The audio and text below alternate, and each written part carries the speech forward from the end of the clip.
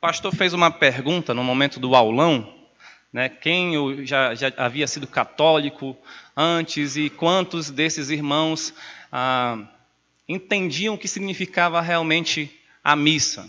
E eu prestei atenção ali, muitos levantaram a mão quando disseram que são católicos e alguns poucos disseram que entendiam. A grande maioria diz que não entendia. Você consegue entender, agora vindo aqui para nós, você consegue entender o que realizamos todas as vezes que nos reunimos aqui nesse prédio?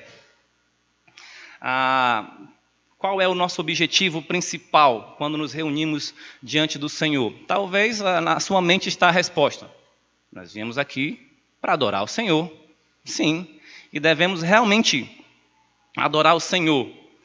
Mas você tem feito isso? Você tem verdadeiramente adorado ao Senhor, coletivamente, ou seja, no momento que está aqui com a congregação ou reunido com a igreja do Senhor Jesus Cristo, especialmente essa igreja local, no nosso caso? Pode ser que, devido a vários fatores, muitos não entendam realmente o que é adoração, ou não entendam como proceder na adoração, como adorar o Senhor.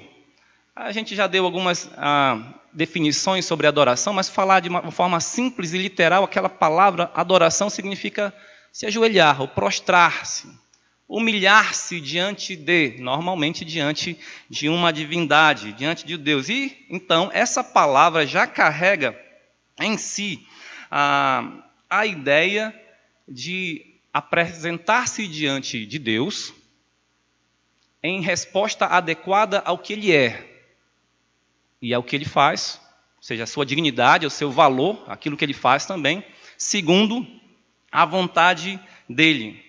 No Antigo Testamento, o povo de Deus deveria seguir várias diretrizes, né, que estavam ali reveladas nas Escrituras. Para aproximar-se do Senhor em adoração, havia os sacrifícios, havia o sacerdócio levítico, havia as festas religiosas que foram instituídas, então, na lei, a própria vida de santidade e o dia da expiação. Então, o crente do Antigo Testamento se aproximava de Deus através dessa forma, dessas maneiras. Agora, veja que esses eventos todos deveriam ser realizados em Jerusalém, num local específico, no templo, anteriormente no tabernáculo, posteriormente, então, no templo. Já no Novo Testamento, lembrando aqui da conversa de Jesus Cristo com a mulher samaritana, vimos que algumas coisas pareciam que iam mudar, né? Quando Jesus disse para a mulher samaritana o seguinte: vem a hora e já chegou em que os verdadeiros adoradores adorarão o Pai em espírito e em verdade, porque são estes que o Pai procura para seus adoradores. Ele responde isso quando ela faz aquela pergunta: devemos adorar? Aliás, os judeus dizem que devem adorar em Jerusalém e os nossos pais, ou seja, os samaritanos, diziam que devem adorar nesse monte. Ela queria saber alguma coisa em relação à adoração. E Jesus disse: olha, haverá um tempo, e já chegou esse tempo, em que os verdadeiros adoradores adorarão ao Pai em espírito e em verdade. Então, a adoração não seria mais somente em Jerusalém ou unicamente por meio de ritos e materiais, mas seria em espírito e em verdade. A ideia, como ele fala, Deus é espírito, a ideia é que se Deus é espírito e ele não pode ser contido em lugar algum, os crentes podem adorá-lo em qualquer momento e qualquer tempo, respondendo espiritualmente. É isso que quer dizer em espírito. Isso também quer dizer de coração, conforme o seu interior, conforme a sua sinceridade, respondendo de coração às verdades de Deus. Isso quer dizer em verdade. Ou seja, eu recebo a verdade de Deus, eu conheço mais a Deus, a sua palavra, e eu respondo de acordo com isso, sinceramente, de coração, espiritualmente. Então, com o surgimento da igreja, surgiram algumas novidades. É claro que muito foi relatado, foi as profecias ainda do Antigo Testamento. Mas que novidades poderiam ser assim em relação ao que os judeus faziam anteriormente? Deus passou a habitar em cada crente através do seu Espírito, por meio da obra redentora de Jesus Cristo. a igreja passou a ser santuário do Espírito Santo de Deus. E como foi dito hoje no aulão, aí tem a doutrina do sacerdócio universal de todos os crentes. Cada crente passou a ser um sacerdote de Cristo, não necessitando mais daquele mediador ou medianeiro humano. Cristo é o nosso único mediador. Se podemos agora chegar diretamente a Ele, é pelo que Ele fez por nós. O seu sacrifício, a sua obra redentora na cruz do Calvário. Que mais? Por causa do cumprimento de profecias, da autenticação apostólica e da palavra de Deus, ainda estava sendo realizado naquele momento muitos sinais, prodígios, dons espirituais acompanhavam as igrejas em seus primeiros anos de estabelecimento inicial. Muito disso foi, como falei, profetizado ainda no Antigo Testamento e estava se cumprindo para que houvesse uma autenticação do apostolado. Aqueles 12 que Jesus ali convocou, chamou para então fazer parte também da fundação da sua igreja. E muitos milagres serviam justamente para isso, para mostrar que a palavra era verdadeira. E lembra, o cânon não estava ainda completo. Não estava completo. Bom, não é de se admirar, já que houve essas novidades, a realização do primeiro concílio da igreja em Jerusalém, conforme Atos 15. Ou seja, surgiram alguns problemas, os judeus não estavam acostumados com uma nova maneira de ser, eles queriam ainda ter as mesmas práticas judaicas, ou seja, não, tem que guardar o sábado, não, tem que se circuncidar, não, você não pode comer determinado tipo de comida e tudo mais. Queriam que os gentios, ou seja, aqueles que não eram judeus, não pertenceram ao judaísmo, não faziam parte da antiga aliança, se comportassem como judeus. Então houve ali o primeiro concílio. E também não é de se admirar que a maioria das cartas paulinas, ou todas as cartas paulinas e cartas gerais, estão cheias de instruções e exortações para a igreja de Deus. Agora, é claro que foi uma grande bênção o surgimento, a fundação da igreja de Deus. É só dar uma olhadinha em Atos 4, aliás, Atos 2, 42 a 47.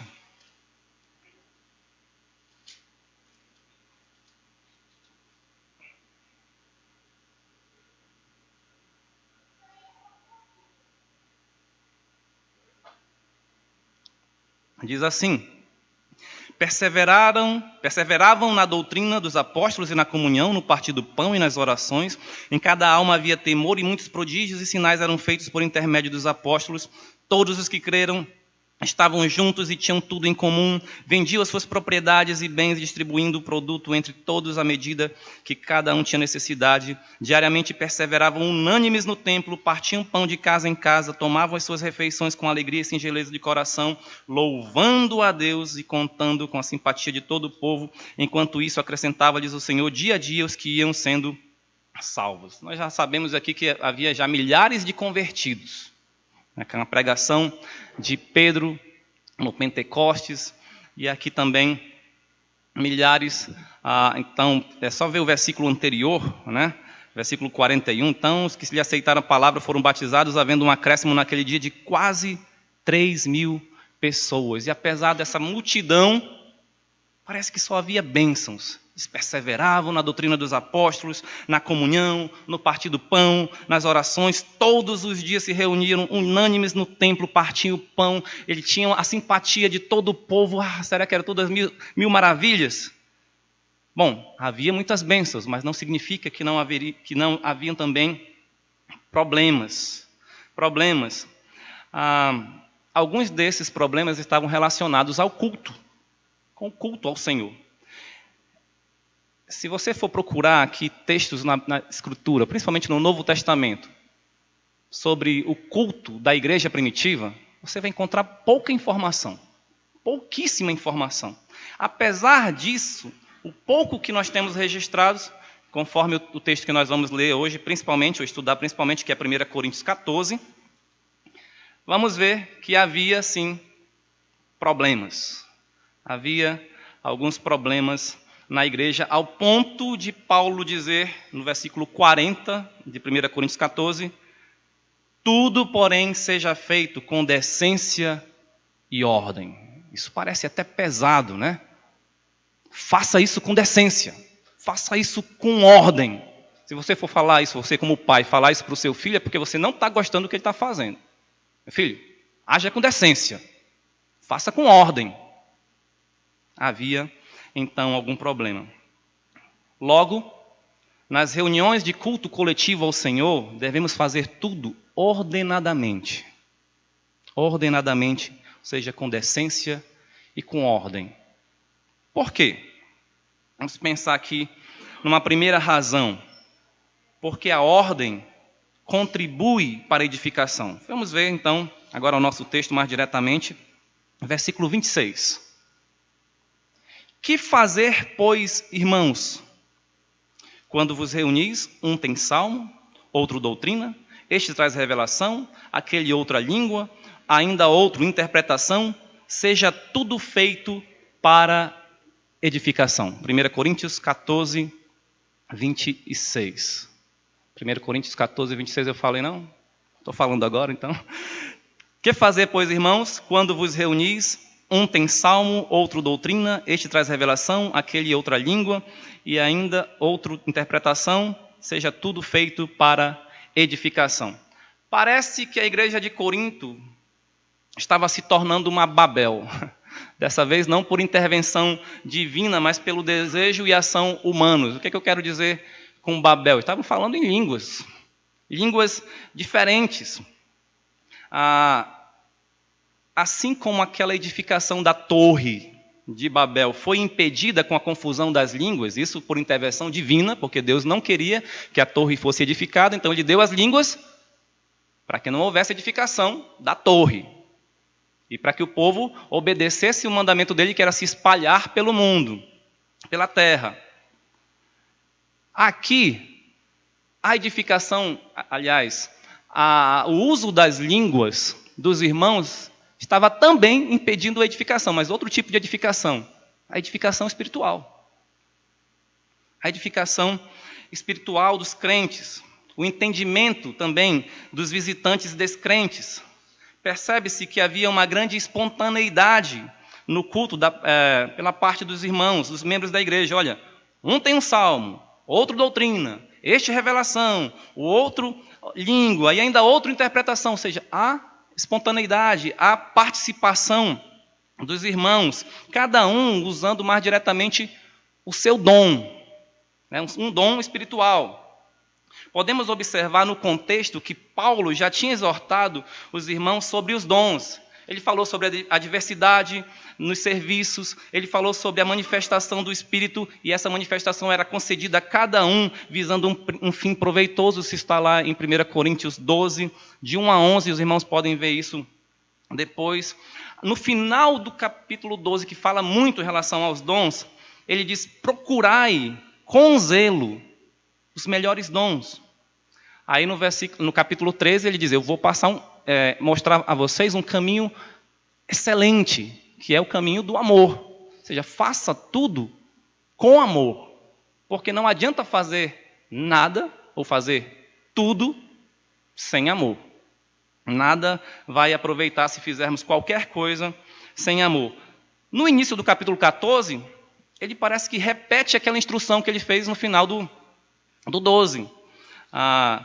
Segui o amor, agora acrescentando, né? Segui o amor e procurai com zelo os dons espirituais, mas principalmente que profetizeis. Ele repete a instrução, procure com zelo os dons espirituais. Ele antigamente tinha falado os melhores dons, e aí ele dá uma indicação do que seria esse melhor dom, um dom espiritual. O que profetizeis. Esse era o principal e superior ao dom de línguas, conforme podemos estudar no contexto. Então, qual é o problema aqui das línguas? É a falta de interpretação. Fica claro que havia um problema relacionado ao dom de línguas naquela igreja, e aparentemente muitos irmãos queriam falar em línguas nas regiões, mas sem interpretação. E sem interpretação não haveria edificação. Sem interpretação não haveria edificação. Paulo ainda afirma que as línguas constituem um sinal para os incrédulos e não para os crentes. Veja lá o versículo 22, por exemplo. De sorte que as línguas constituem um sinal não para os crentes, mas para os incrédulos. Mas a profecia não é para os incrédulos, e sim para os que creem. Então já fica claro por que a profecia, o dom de profecia, era considerado por Paulo um dom superior à das línguas. Primeiro, é claro, eu não vou ler todas as coisas por causa do nosso tempo, mas ele deixa muito claro que quem fala em línguas, o outro não consegue entender se não há interpretação. Então, se alguém não entende, não tem sentido aquelas palavras, como vai haver edificação? Ele usou esse argumento. O outro argumento que ele diz, então é esse. As línguas serviram para os incrédulos. Se a gente fosse analisar mesmo o dom de línguas aqui nas Escrituras, você vai ver que todas as vezes que surgiram, o que está relatado foi de uma forma diferente. Não existe um padrão. Primeiro, no dia de Pentecostes, ali os apóstolos, os discípulos pregando e as pessoas ouvindo na sua própria língua materna. Vamos considerar aqui, se por um acaso era apenas 11 discípulos pregando, né? O 12 surgiu depois. Se eram só os discípulos apóstolos pregando, agora tinha vários idiomas ali. Como é que todos iam conseguir ouvir na sua língua materna? Não, eu vou falar em inglês agora, não, agora eu vou falar em coreano, não, agora eu vou falar em alemão. Como é que pode? Então eles entendiam nas próprias línguas. A outra vez que surgiu isso foi aonde? Lembra quando Pedro foi pregar para Cornélio e para os seus familiares? Pedro estava pregando e de repente eles começaram a falar em línguas. Para quê? Para que os judeus soubessem que assim como eles, o dom do Espírito foi dado também aos não-judeus. Outro momento que aconteceu isso, lá em Atos 19, os discípulos de João, receberam o dom do Espírito, então, através da imposição de mãos, e eles passaram a falar em outras línguas. Veja aqui, judeus, não-judeus e os próprios discípulos de João. Formas diferentes, mas tudo como um sinal para autenticar algo que estava acontecendo, que estava chegando. A igreja que estava assim surgindo. Agora, um outro argumento que Paulo usa é que se todos começarem a falar em línguas na igreja e entrar um indouto ou um incrédulo, um descrente, eles vão dizer, vocês estão loucos? Será que a gente não pensa isso muitas vezes em algumas igrejas que a gente vê por aí? Pessoal, esse pessoal é doido, está louco, todo mundo ao mesmo tempo, ninguém entende nada, o que ele está falando e tal. Ele usa esse argumento. Os descrentes vão dizer, vocês são loucos. Agora, o que levaria a igreja de Cristo a se submeter a uma situação como essa de aparente loucura? Talvez a vaidade. Eu tenho um dom espiritual, o meu dom é falar em línguas, e eu quero falar no culto. O exibicionismo. A falta de reverência, porque eu quero falar a qualquer momento. A falta de espiritualidade, porque eu não me importo com as outras coisas, ou mesmo com a edificação. Assim, só para comparar um pouco, lembra de Ananias e Safira? Eles viram um exemplo de outros irmãos que estavam doando para a igreja. No caso, Barnabé vendeu o seu terreno e deu todo o dinheiro para a igreja, mas para quê? Para sustentar os necessitados. Vamos fazer isso também, porque isso demonstra espiritualidade. Olha só como agora ele é bem quisto na igreja. Nós também queremos ter um nome. Nós queremos também ser reconhecidos como pessoas generosas, espirituais. Possivelmente, muitos que queriam falar em línguas ali, era esse mesmo caso. Eu quero mostrar o meu dom. Eu quero participar de forma mais evidente no culto. E lembra de Simão, o mágico, que diz que se converteu, mas quando ele viu ali algumas pessoas recebendo o dom do Espírito por causa da imposição das mãos dos apóstolos, ele queria o mesmo poder e ele quis pagar. Olha, eu pago para que vocês me deem esse poder para fazer a mesma coisa. E ele foi duramente repreendido, ou seja, ele queria apenas se exibir, ele queria apenas demonstrar poder. Tudo isso era vaidade. Vaidade. É importante salientar que o problema não era o dom de línguas em si, mas a falta de interpretação que causava a não edificação do povo, além, é claro, do exagero e da falta de organização. Imagine que todos quisessem, aqui no culto, participar agora com um solo cantado. Pastor, eu quero cantar agora. Não, eu também quero cantar. Eu também quero cantar. Que horas ia terminar? Imagina se a gente fosse deixar todo mundo fazer suas perguntas para o pastor Valnei na hora do aulão. Que horas que ia terminar? Não é? Imagina que todo mundo quisesse dar um testemunho. Imagina que todos agora quisessem orar em voz alta e ao mesmo tempo. Vamos orar. E começam, um olho do outro, Senhor nosso Deus, e Pai, outro, papai, aquela coisa. Imagina que todo mundo quisesse pregar no mesmo culto, ao mesmo tempo. E imagina se alguém quisesse fazer isso em outra língua. Uma língua que a maioria aqui não conhece. Pastor, eu quero uma apresentação musical, fazer um solo, vou cantar em grego. Uma língua originais das Escrituras, vou cantar em grego. Parece muito espiritual. Mas, irmão, a maioria dos irmãos não vai entender. Nem eu mesmo. Eu estou falando de mim, pastor. O senhor sabe, né? O senhor, nem eu mesmo vou entender. Imagina que o pastor resolva pregar, vai estar pegando o texto de 1 Coríntios, vou pregar em grego. Minha Bíblia é em grego. Adelfos. Irmãos, vamos abrir suas Bíblias aí e vamos pregar em grego. Imagina, então, que loucura seria essa. Hoje nós ouvimos o caso de ir para uma missa, e antigamente, tudo era em latim. Quem ia entender?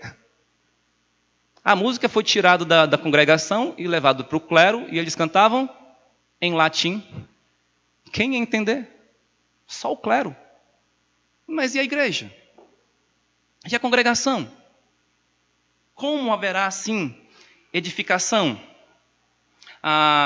Portanto, fazer algo só por fazer, com a justificativa de que é espiritual, ou que é para Deus, mas sem considerar se vai realmente edificar a igreja, é vão. Não serve para nada. Agora reflita. Talvez você ache que uma pregação em latim ou grego, ouvir uma pregação em latim ou grego, ou uma canção em hebraico, ou ver uma apresentação de dança no culto, seja inútil para a edificação. E é mesmo. É mesmo. Mas, e quanto aos crentes que vêm para a igreja e não prestam atenção em nada? O corpo está presente, mas o coração está longe.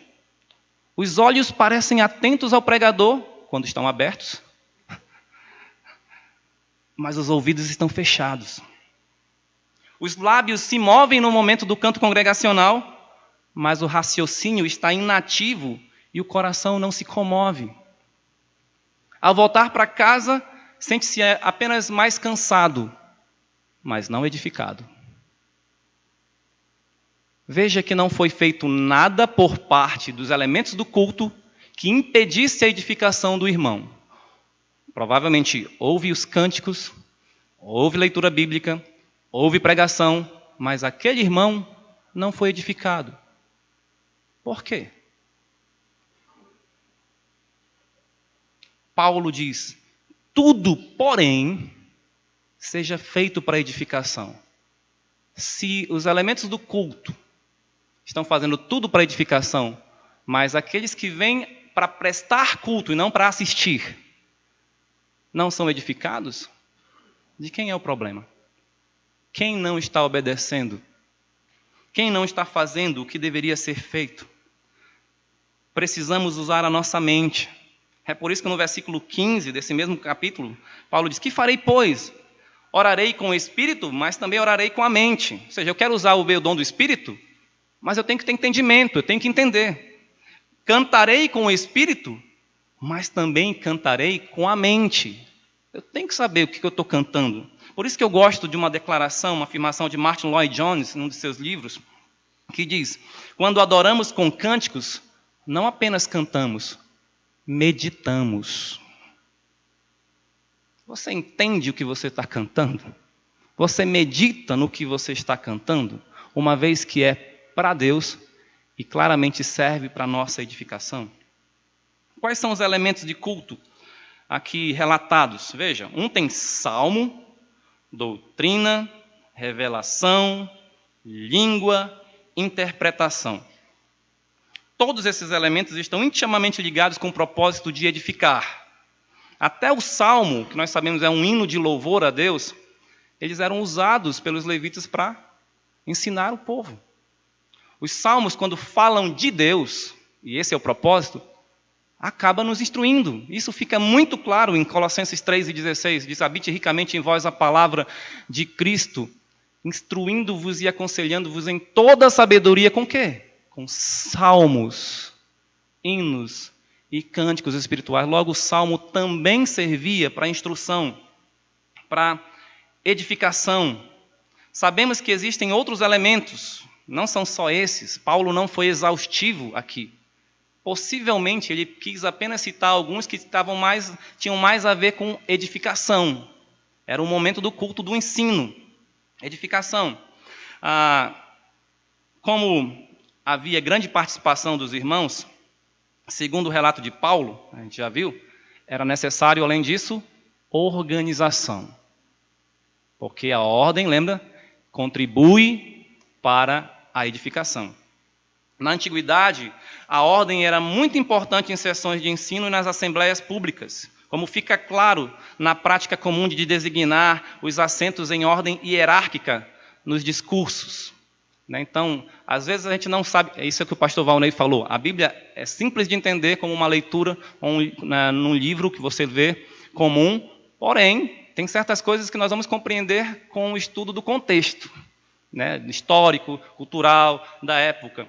Então, nós entendemos, pelo estudo do contexto da parte histórica, que havia sim uma ordem nas assembleias públicas, nas reuniões. Não era de qualquer jeito. Aqui parece que estava havendo uma espontaneidade que não era muito comum naquela época, mas Paulo também não estava sendo muito estrito em relação a isso. Ele estava tentando apenas evitar excessos, organizar. Por isso ele lançou as diretrizes, para que pudesse suceder tudo com ordem.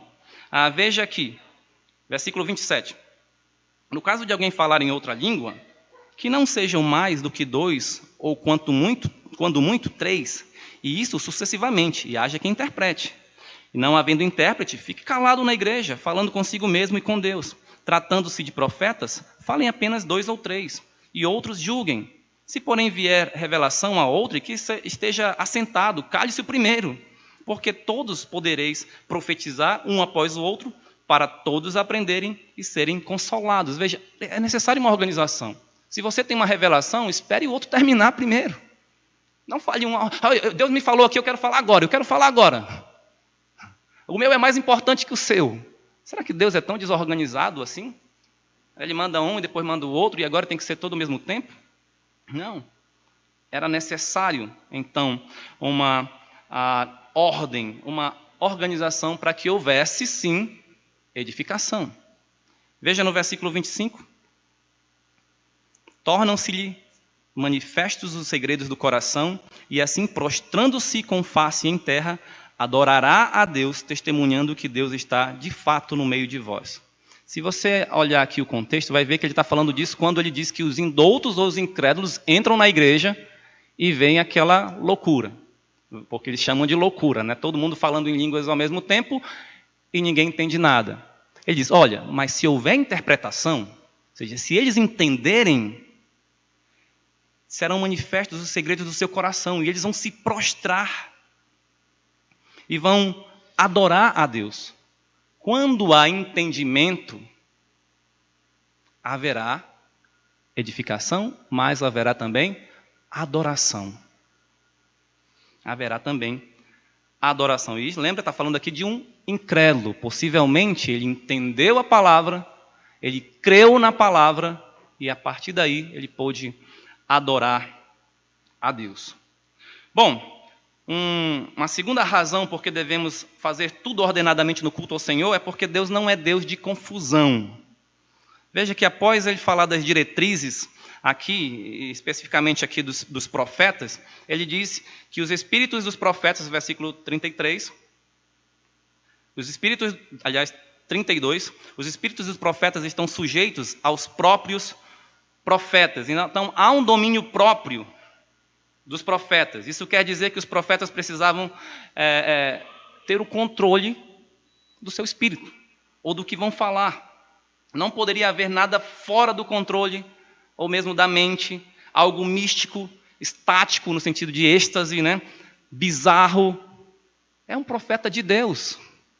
Precisa haver edificação, compreensão. O crente é dirigido pelo Espírito Santo de Deus através das Escrituras.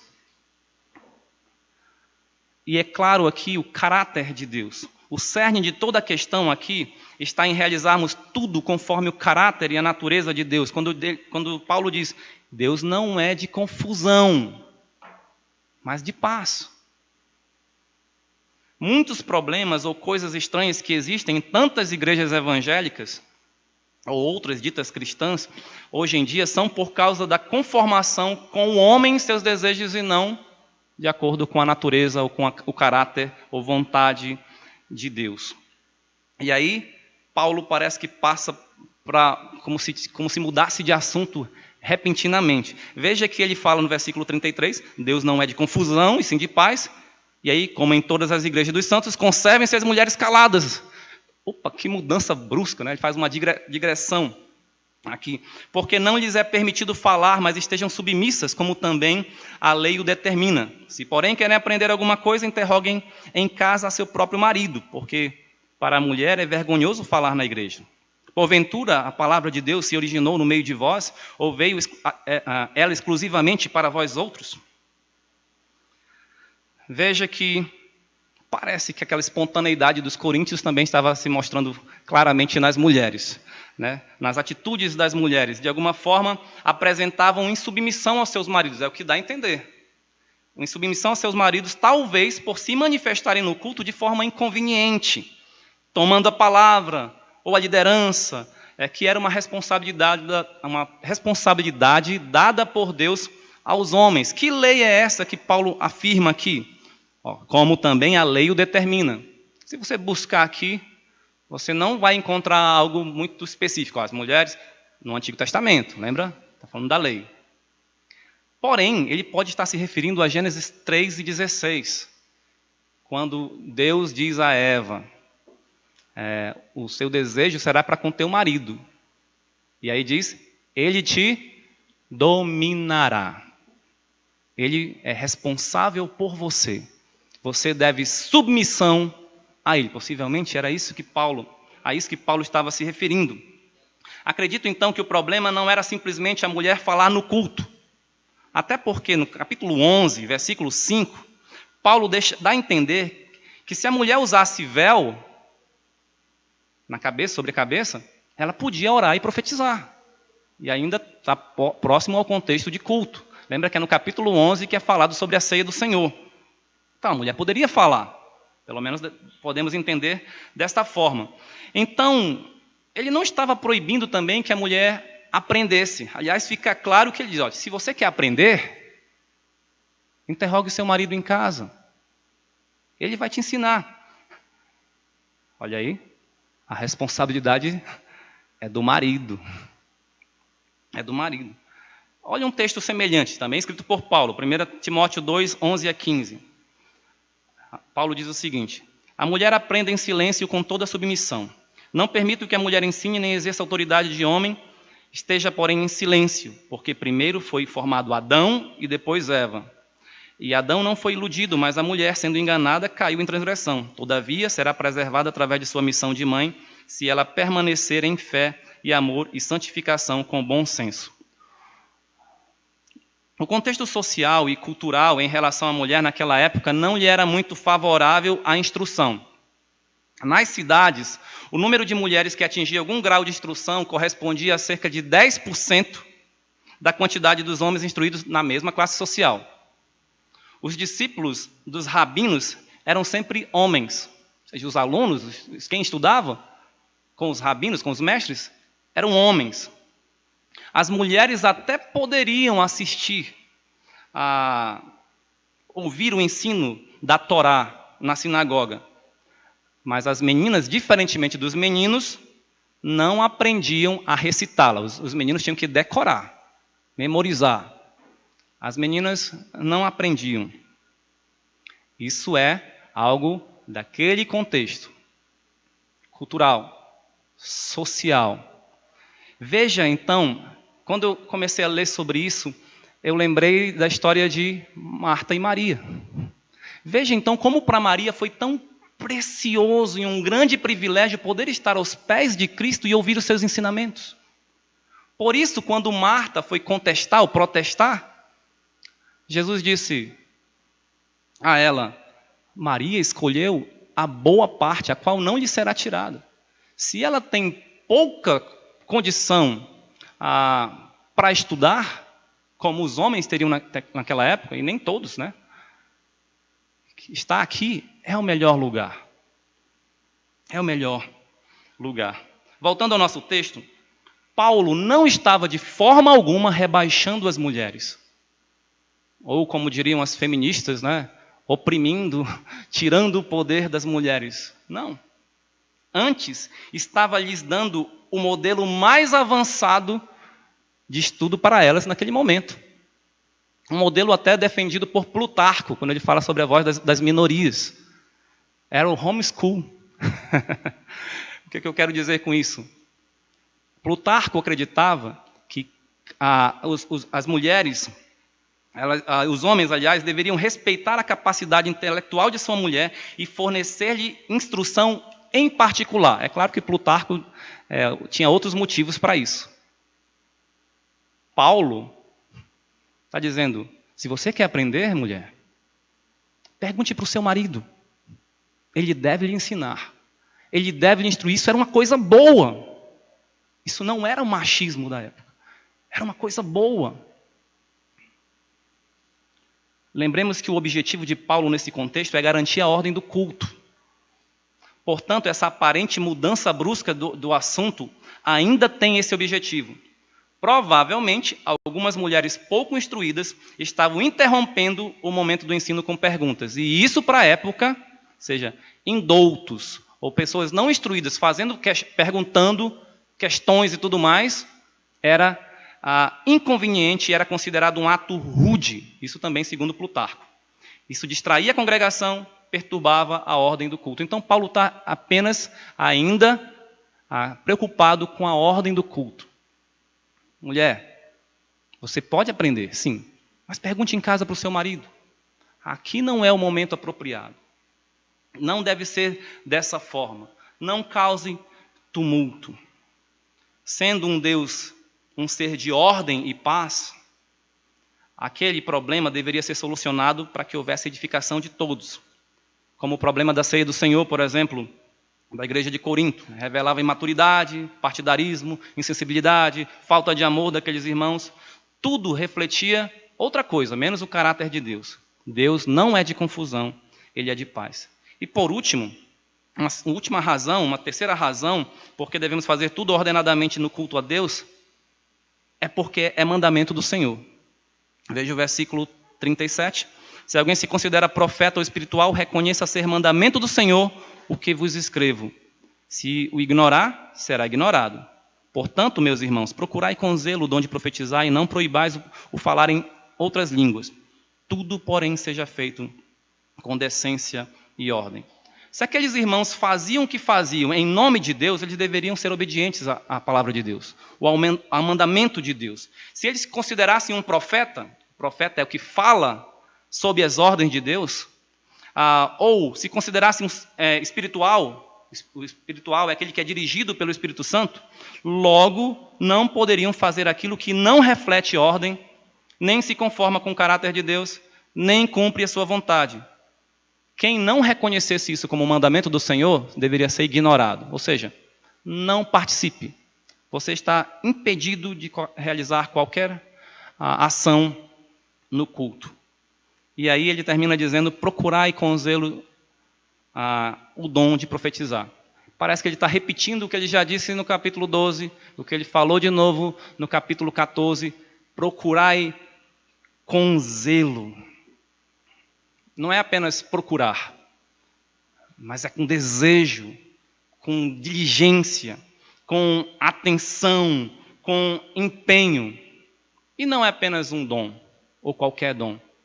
São os melhores dons, como ele falou no capítulo 12. São os dons espirituais, como ele falou no versículo, ou no capítulo 14. E aqui, eu creio que ele cita apenas um, porque para ele considera que esse é o melhor dom. Para aquele momento, era o dom de profecia. É bom ficar claro que hoje nós não temos mais dons de línguas, ou dons de profecias, ou dons de milagres, ou dons de cura, ou coisas nesse sentido. Por quê? Porque a era apostólica passou. Porque o cânon foi completo. Porque o estabelecimento da igreja já ocorreu. Mesmo assim, devemos continuar adorando a Deus. Devemos continuar servindo a Deus com os dons que Ele nos deu. Você procura com zelo os melhores dons que sirvam para a nossa edificação? Não para a sua exibição, mas para a nossa edificação? Existe o dom de esquentar banco? Não. Ou seja, supõe-se então que todo crente deve servir com os seus dons para edificação. Não vir apenas para assistir. Hoje é dia de culto, vou lá assistir. Não. Eu vou servir a Deus. Eu vou louvar a Deus. Eu vou contribuir de alguma forma com o meu dom. E aí ele termina dizendo, tudo, porém, seja feito com decência e com ordem. Os dons servem para edificação e nós devemos usar esse dom para servir a Deus, para cultuar o nosso Deus. Adoração não é opcional. Adoração não é para ser realizada de qualquer jeito, tampouco para ser apenas assistida. Eu não vou assistir o culto, eu vou cultuar, eu vou participar. Você já se preparou para vir? Você se preparou para vir ao culto hoje pela manhã? Logo mais teremos a ceia do Senhor. Às vezes, alguns irmãos, talvez com resquícios do catolicismo, se preparam mais quando é ceia do Senhor. Hoje é ceia do Senhor, eu tenho que ir porque vou receber alguma coisa especial. E os outros cultos não são especiais? É claro que na ceia do Senhor, que é um mandamento, nós também temos uma oportunidade maravilhosa de meditarmos no sacrifício de Cristo, sua ressurreição e sua vinda, de uma forma um pouco diferente dos outros cultos. Por quê? Aqui nós comemos o pão, nós bebemos do suco de uva. Aqui, então, os nossos sentidos são aguçados.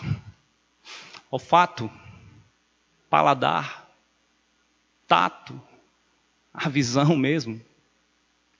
De uma forma que de outros cultos não são feitos. Podemos meditar, mas então obedeçamos à ordenança, mas meditemos. Aqui não é um momento para ficar de qualquer jeito, para se divertir, para pegar os cálicezinhos e fazer tim-tim com o vizinho. Não. É um momento para cultuar a Deus. O pastor Valnei falou sobre comer o pão. Quando eu nasci, meu pai já era pastor. Me confessei Cristo como Salvador aos 5 anos de idade. Então eu comi muito pão de ceia, de sobra de ceia. Mas isso é fora do culto.